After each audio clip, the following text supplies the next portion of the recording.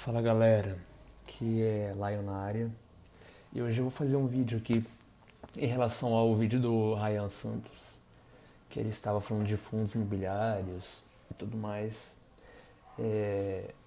Não vou debater a pessoa, até porque eu sou inscrito do Ryan, certo? Então eu admiro o cara, né?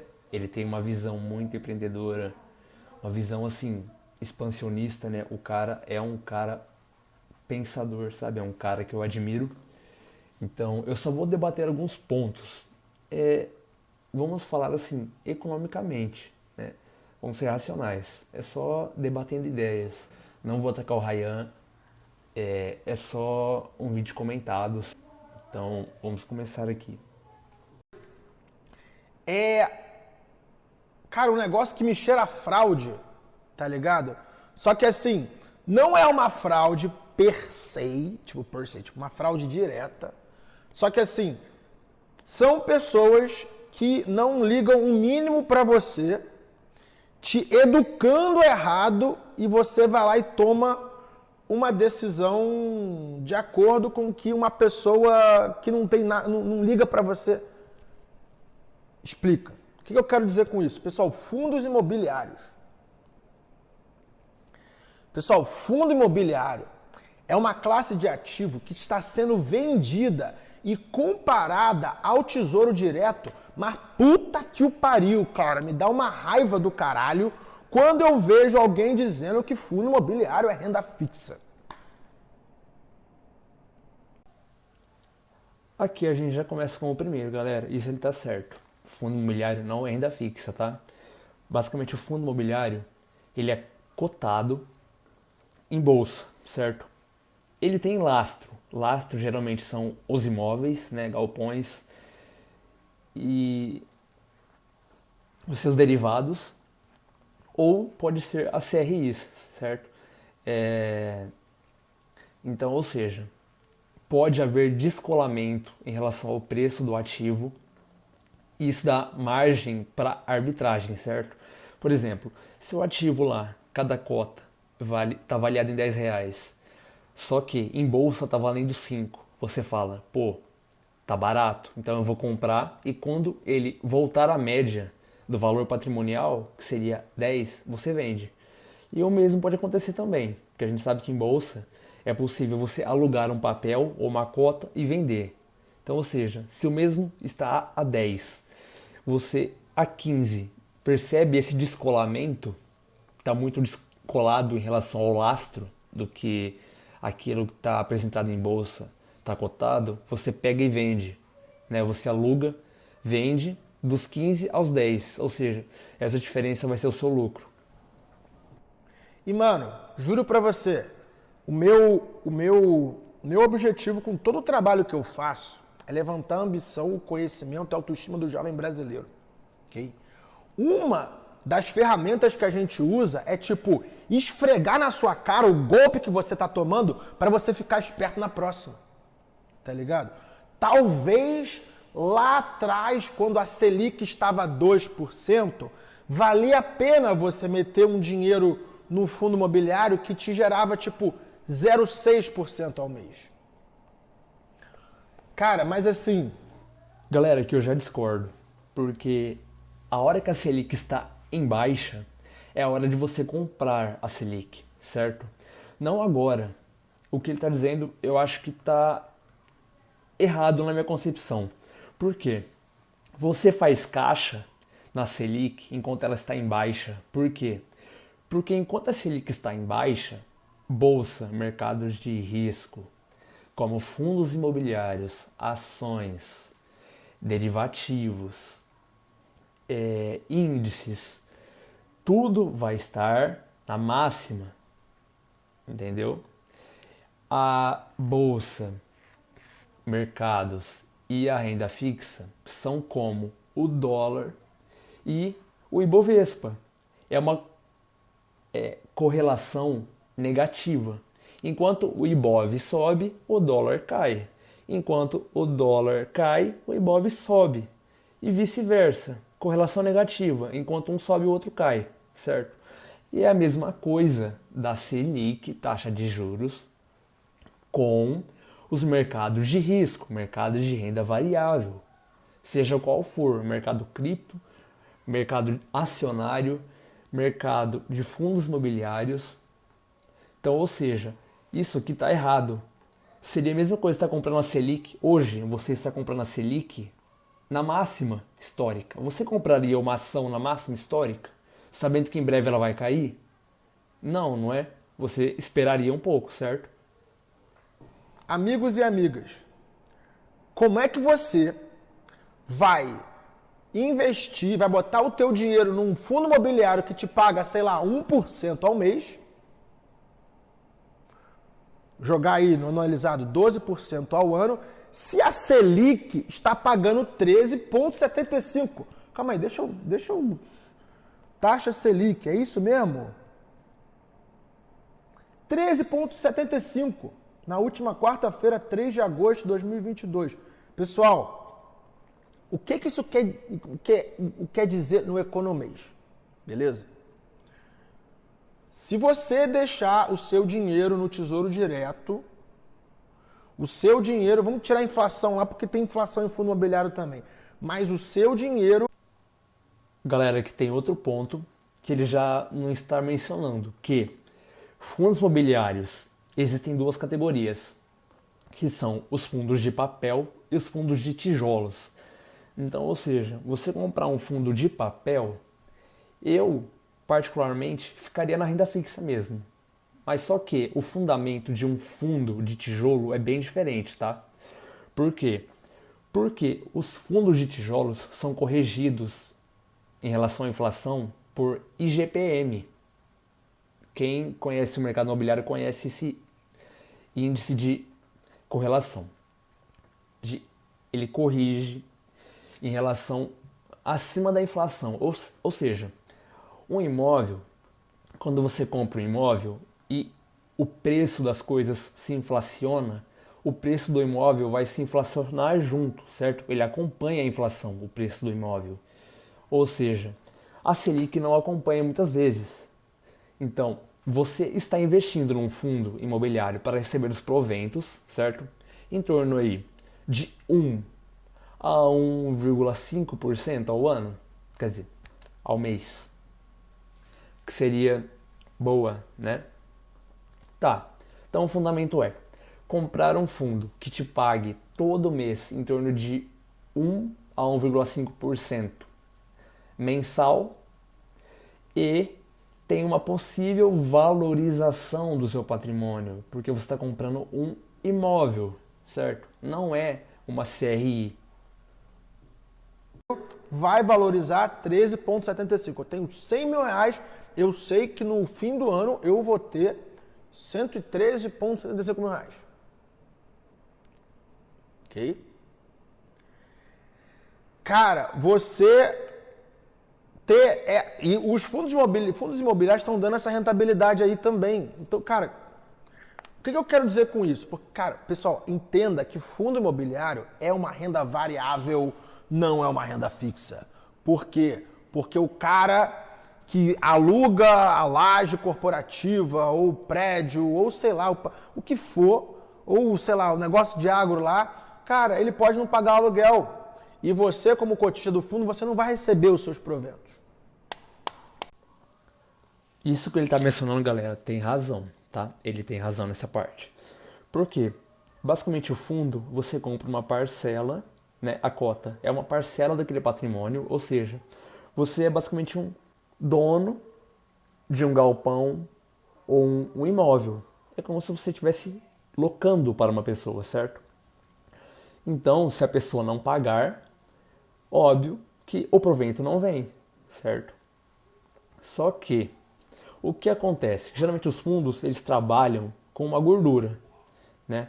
Sempre tem alguma margem de segurança ali. Então, ou seja, o seu rendimento vai ficar abaixo do esperado, só que eles vão pagar alguma coisa. Geralmente funciona assim. E o que dá para fazer em relação ao que ele está falando agora? Dá para comprar renda fixa na alta? Dá. Existe uma coisa que chama marcação a mercado. Porém, também existe uma estratégia com fundos imobiliários que é comprar ele agora, quando houve o descolamento do lastro, né, o valor do lastro patrimonial em relação ao valor da cota. Então dá para comprar ele agora e tentar ganhar daqui a algum tempo. Não há previsão de quando. Porém, quando a Selic estiver nas mínimas, o fundo vai estar valorizado. Então seria a hora de vender, certo? Ou não também.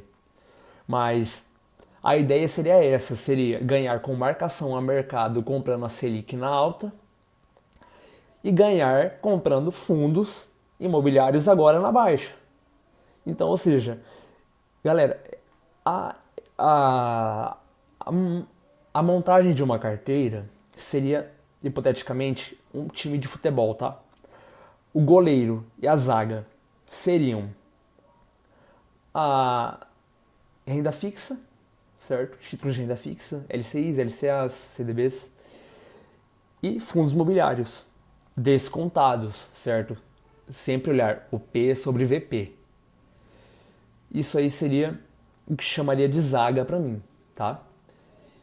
No meio de campo, eu consideraria as ações e no ataque eu consideraria criptomoeda, né?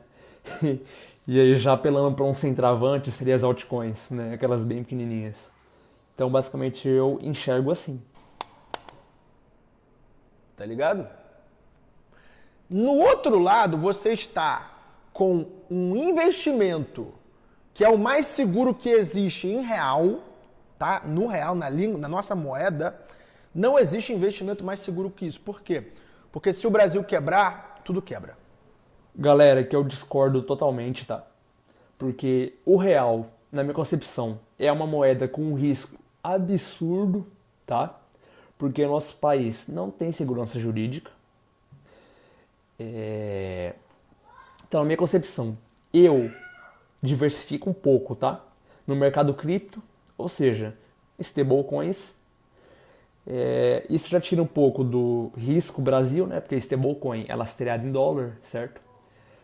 Então, tem os stablecoins, Bitcoin.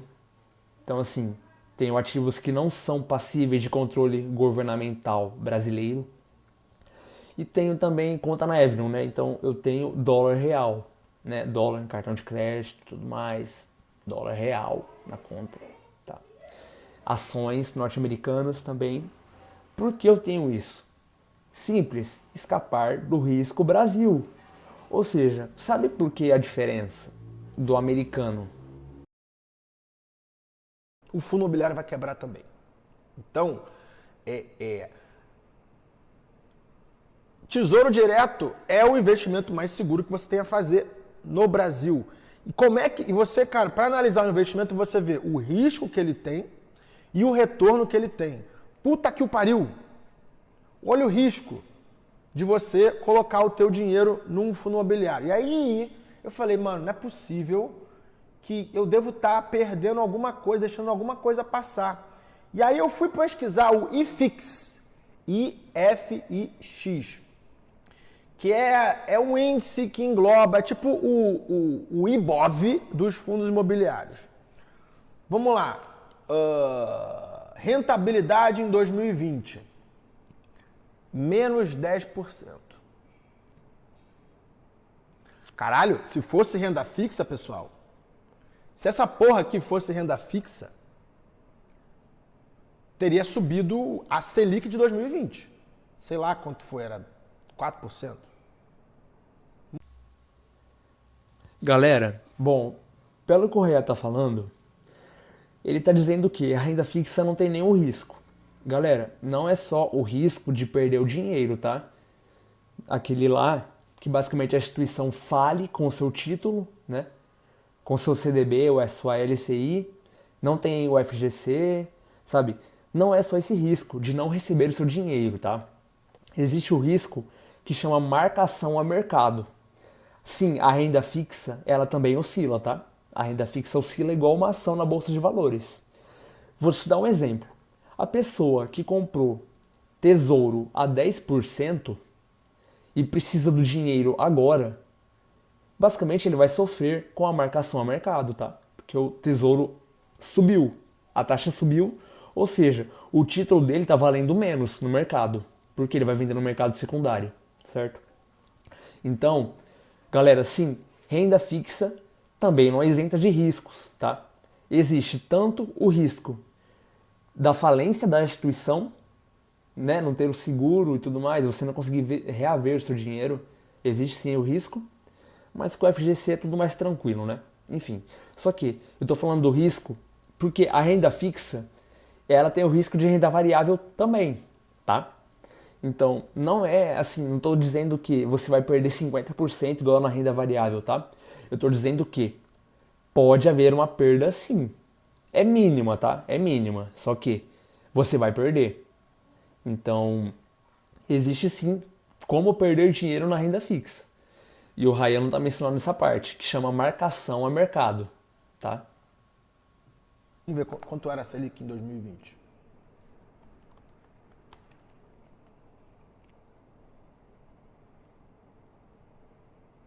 Que nada, 2% ao ano. Mas, porra, receber 2% sem risco é melhor do que perder 10% no IFIX em 2020. Ok.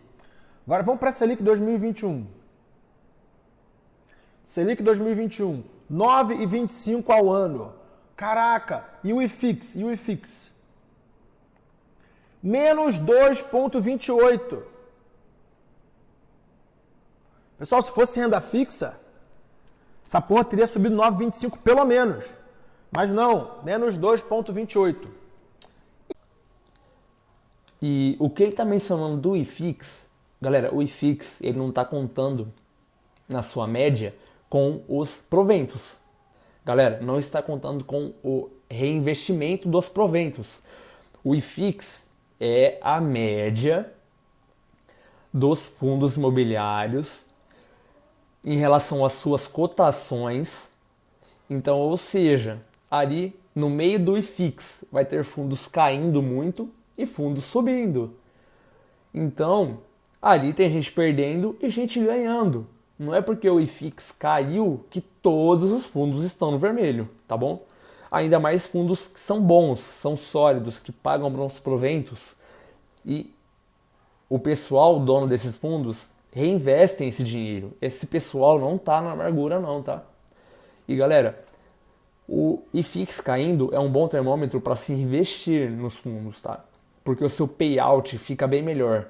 Quanto mais barato você comprar uma cota, melhor o payout em relação ao dividend yield, tá? E nesse ano de julho de 2022, o IFIX está acumulado uma perda de 0,33. E, mano, eu não preciso... Porra, a Selic, tipo, você bota a renda fixa acumulada, você pega 3,75, você divide por 2. Vai dar um número por aí em volta de 6,7. Porra, você ter 6,7 sem risco é muito melhor do que uma promessa de renda fixa a 0,33, rapaziada. Então, puta que o pariu. Não caia no canto do vigário. Fundo... Tá, nessa parte aqui, eu acho que houve um equívoco. Por quê?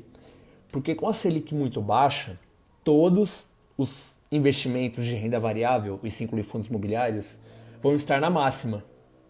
Máxima histórica, tá, galera? Então, ou seja, não é hora de comprar fundos imobiliários. Por quê? O valor patrimonial da cota vai estar muito acima do lastro patrimonial dessa cota. Ou seja, o fundo imobiliário passa a ser um bom negócio quando ele está descontado. E quando a Selic está em baixa, como o Ryan está falando, não é um bom negócio, tá? O bom é comprar o fundo imobiliário quando a Selic está na máxima histórica, que é quando o valor patrimonial do fundo vai estar baixo, ou seja, na retomada de uma alta vai haver uma valorização patrimonial muito boa, tá? Junto com os proventos, e pode haver uma bola de neve. E a gente conhece já grandes economistas, grandes investidores que fizeram isso, né? Como o Barsi, o Warren Buffett. Imobiliário não é renda fixa, tá? Os proventos que essa porra paga pra tu, O governo pode pagar para tu, mais melhor ainda, e tá, cara, você não vai perder essa grana. Me diz alguém que perdeu grana porra, Tesouro Direto, NTNB e os caralho. Pessoa física, tipo, deixa ali, ó. Tá ali, tá escrito ali que você vai receber 3,75, você vai receber 3,75.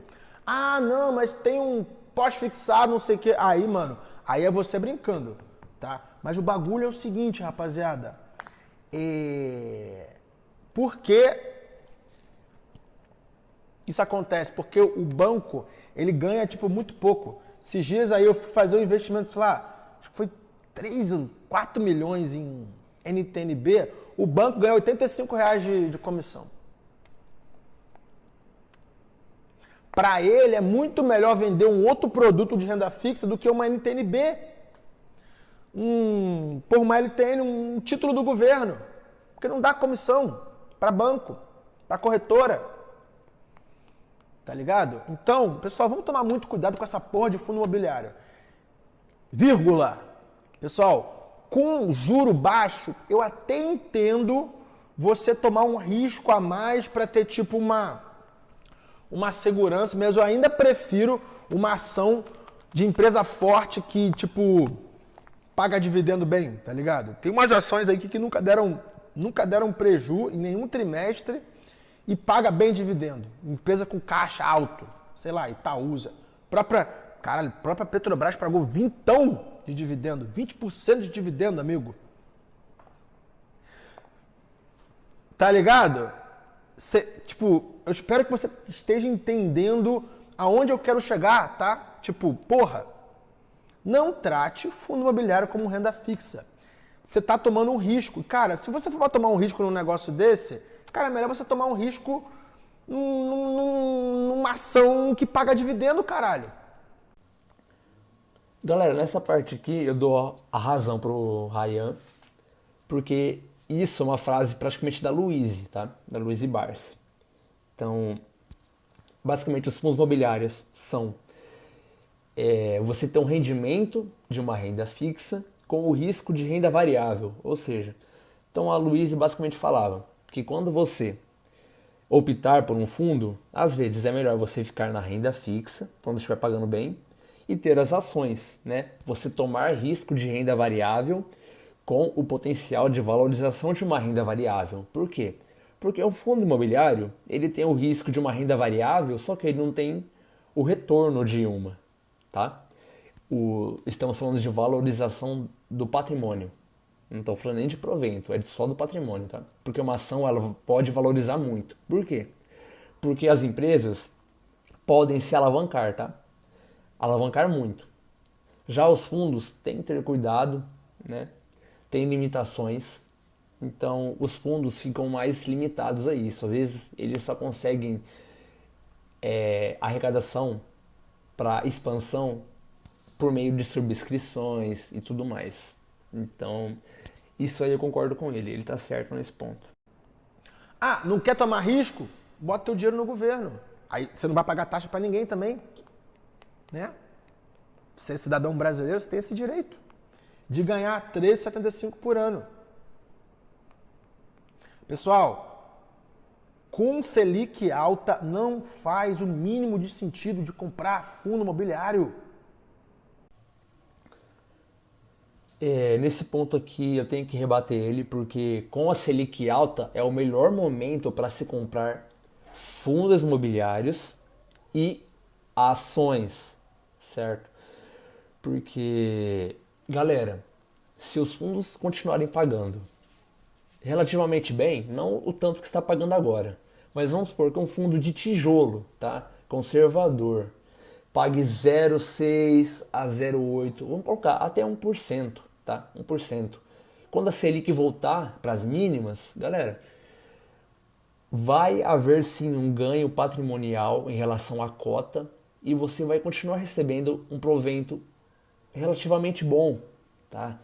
A Selic tá alta agora, ela é uma oportunidade de você entrar para renda variável.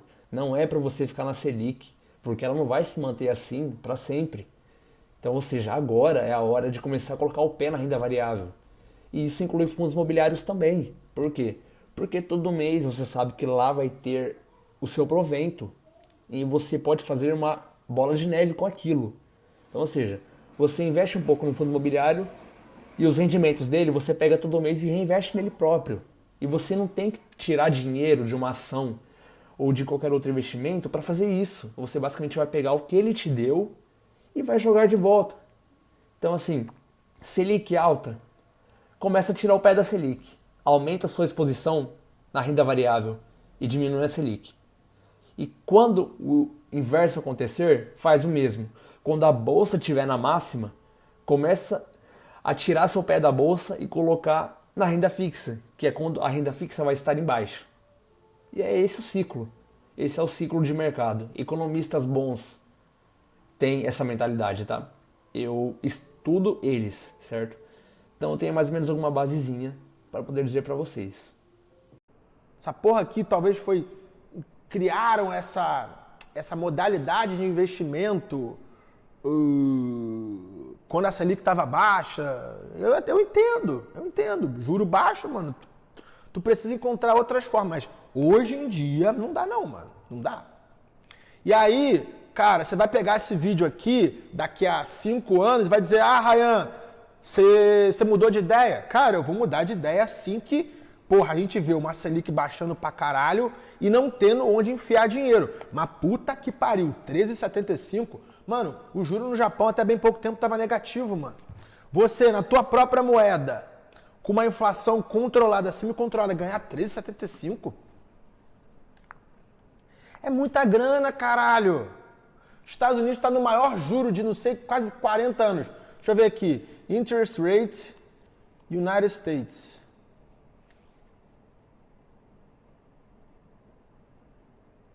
Um e meio, 2,25. Estados Unidos paga 2,25 com inflação batendo 10. O Brasil tá pagando 13,75. Olha o juro real alto pra caralho. Vou parar por aqui. Cara, eu quero entender de você, que eu sei que meu público é muito inteligente. Eu quero entender de vocês e abrir esse debate se eu tô perdendo alguma coisa aqui. Tipo, se eu tô deixando de ver algum benefício de um fundo imobiliário sobre uma equity tradicional, sobre uma Selic a 13,75.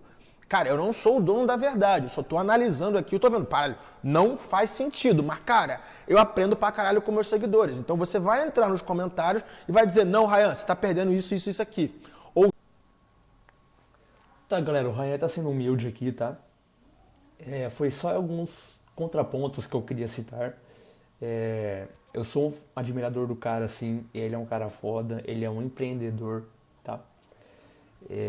Mas só que bolsa, galera, bolsa, investimentos, mercados, envolve muito mais do que só empreendedorismo, tá? Apesar que investidores são empreendedores de bolsa, né? Só que ele não se atentou no lastro dos fundos, né?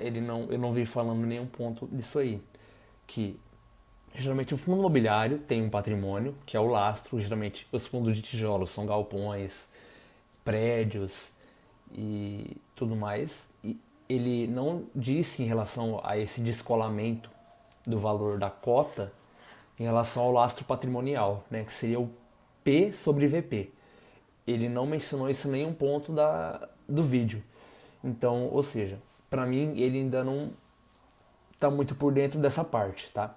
Só que o Ryan é foda e ele é um cara muito cabeça. O conteúdo dele é muito bom. E eu só queria analisar alguns pontos e tudo mais. Então é isso e até mais.